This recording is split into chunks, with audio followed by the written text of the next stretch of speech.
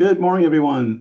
It is Thursday, 9/11, kind of a sadly special day in our country, especially with all the crazy stuff we have going on out there. In this week's newsletter, I just wanted to go over maybe two charts, maybe three, um, and we'll share some of that. And like, you guys can read the commentary if you do read the newsletter. Hopefully we find it helpful to illustrate to clients what's really going on. I've over the years have gotten a lot of questions and thoughts from clients that when there's wars going on and we should be investing because it's good for the stock market. And basically what happens is it's really more of a liquidity issue. When the government's spending money flows out in the economy and it gets uh, into your investments. It gets into the stock market because it helps companies with their profits.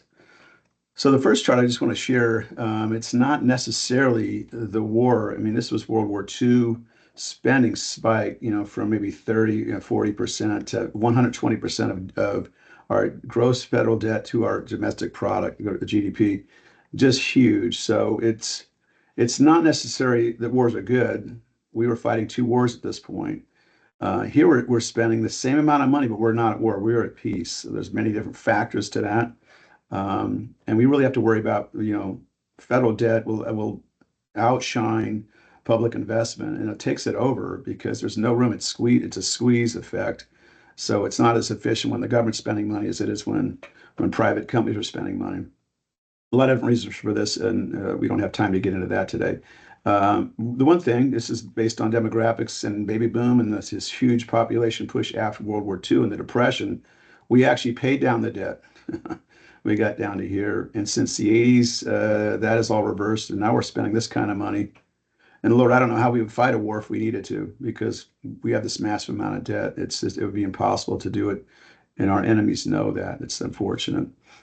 Second chart, everybody's really kind of excited about hearing. I got a lot of questions coming to me from near and far about the Federal Reserve talking about dropping interest rates, what they brought up about 3 weeks ago in Jackson Hole, and that's supposed to be next week. The inflation data is actually running hotter than expected, so it makes it really difficult for the Fed to cut rates. At the same time, there's a lot of evidence that the economy is weakening. But this is a chart that actually, looks at the 10-year Treasury rate. That is usually what we call the risk-free rate of return. And historically, this has been about 5.83 as the interest rate. And right now it's at 405. And if they're going to drop it a point to 3, we'd be really way off the average. And so everybody's hoping that it'll help with the economy. I've had some people ask if it's going to be time to buy real estate if they drop the mortgage rates. Just because they drop the federal funds rate does not mean that mortgage rates or interest rates on auto loans and so forth will drop. We hope so. It would be stimulative to the economy. That will not help with overvaluation, and that's really in the stock market and real estate markets, commercial, residential, multi-unit complexes. Everything is overvalued at this point. So we're hoping that we get a drop, right? It may not help. We'll see. You guys can read through the comments in the newsletter, and I hope that it is helpful. Um, I've been accused of being a little dour, so I thought I'd put a smiley face. This is a new chart, right? I say, hey, we have a lot to be thankful for, especially on this day, 9/11, especially with what's going on with the country right now. It seems like everything's a little torn apart. We will hopefully get through all this, and we will be fine. We hope that we're helpful here.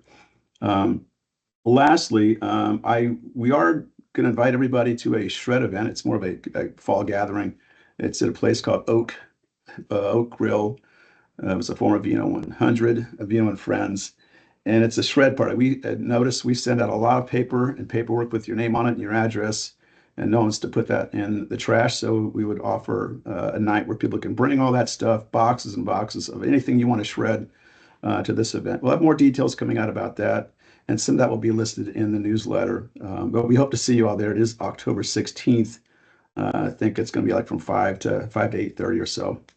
Any rate, we hope you're doing well. And on this pretty tragically sad day in America, I hope you're doing well with your families and enjoy this day and a sad remembrance. But anyway, thanks for listening. And if you have any questions, please reach out to any of us here at the office. Thanks.